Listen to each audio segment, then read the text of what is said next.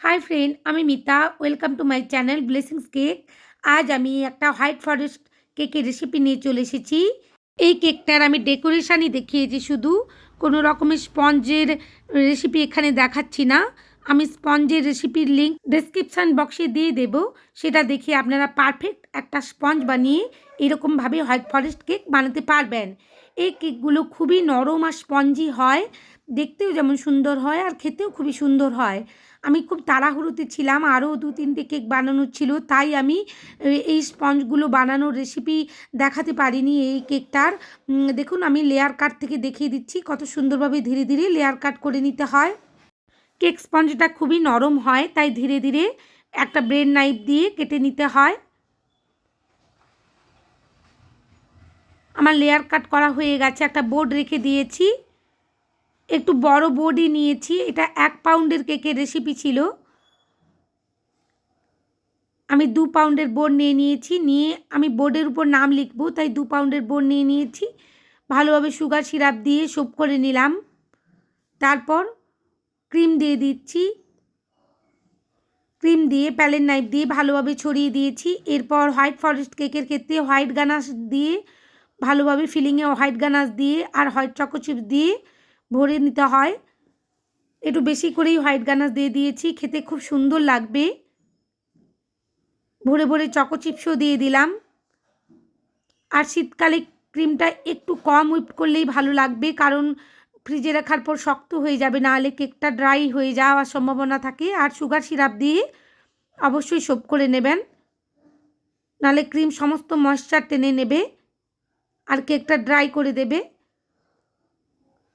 আর cake অবশ্যই 6 থেকে 7 ঘন্টা ফ্রিজের মধ্যে সেট করার পর ডেলিভারি দেওয়া উচিত, নাহলে কেকের কোনো টেস্টই থাকে না, টেস্ট আসে না। একইভাবে দ্বিতীয় লেয়ারেও আমি ক্রিম দিয়ে দিলাম, দিয়ে হোয়াইট গানাশ চারিদিকে ছড়িয়ে দিলাম। এরপর হোয়াইট চকো চিপস দিয়ে দেব। এইভাবে কেক বানালে কেকটা খেতে খুবই টেস্টি হয়। এখানে আপনারা চেরি ফিলিংও দিতে পারেন, অনেকে আবার চেরি ফিলিং পছন্দ করেন না, তাই আমি এখানে ব্যবহার করছি না। একইভাবে তৃতীয় লেয়ারটাও বসিয়ে দিয়ে সুগার সিরাপ দিয়ে সোপ করে নিয়েছি, আর ক্রিম দিয়ে চারিদিকে প্যালেট নাইফ দিয়ে ছড়িয়ে দিচ্ছি। একেবারে ক্রাম কোটিং করে নেব, অল্প অল্প করে ক্রিম দিয়ে চারিদিকে ক্রামগুলোকে কেকের সাথে আটকে দিচ্ছি। এভাবে ক্রাম কোটিং করে ফ্রিজের মধ্যে 15 মিনিট রেখে দিলে কেকটা ভালো সেট হয়ে যায়, আর ফিনিশিং করার সময় কম ক্রিম দিয়ে খুব সুন্দর ফিনিশিং এসে যায়। আর এই কাজগুলো খুবই ধীরে ধীরে করতে হয়, কারণ কেক স্পঞ্জটা খুবই নরম।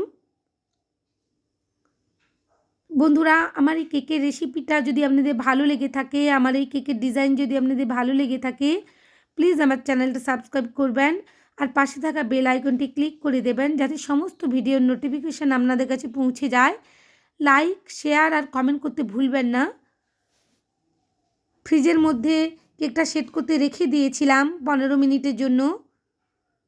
অবশ্যই ক্রাম কোটিং করার পর ফ্রিজে সেট করার আগে বোর্ডটা মুছে নিতে হবে ভালো করে, নাহলে ওই ক্রামগুলোই কেকের ফিনিশিংটা নষ্ট করে দিতে পারে। তাই ভালোভাবে বোর্ডটা মুছে নিয়েছিলাম।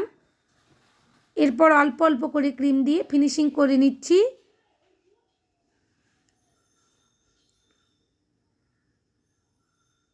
হোয়াইট ফরেস্ট, ব্ল্যাক ফরেস্ট কেকগুলোর ক্ষেত্রে ফিনিশিং খুব একটা না করলেও চলে, কারণ আমরা শেষে ডেকোরেশানের সময় ওগুলোতে চকলেট লাগিয়ে দিই।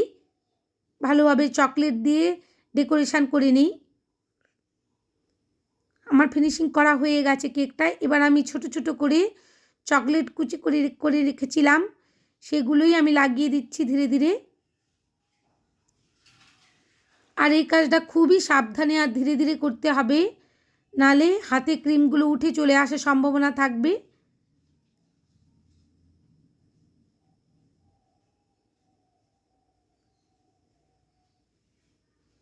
ধীরে ধীরে সমস্ত কেকটা আমি চকলেট দিয়ে ভরিয়ে নেব।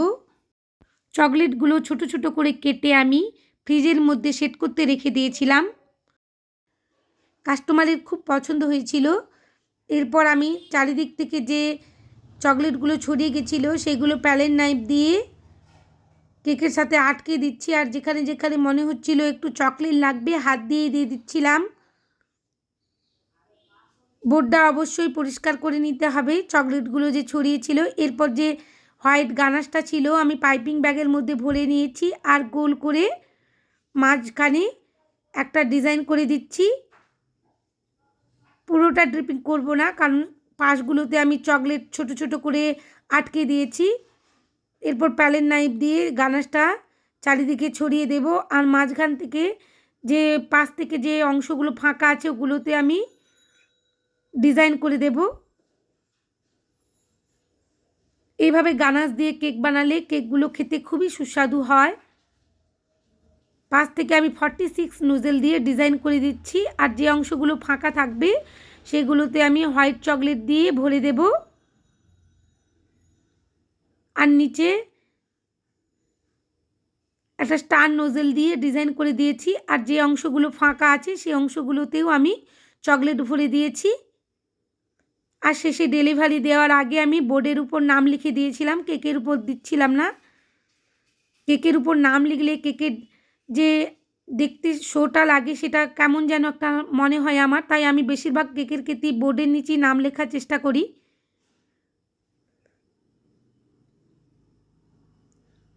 কেকের নিচে ওই বোর্ডের ফাঁকা অংশটায় নাম লিখিয়ে দিলে ভালো লাগে দেখতে।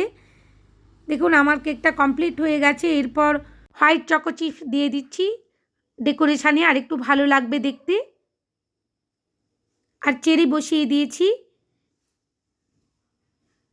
তখন ভিডিওটা অফ ছিল।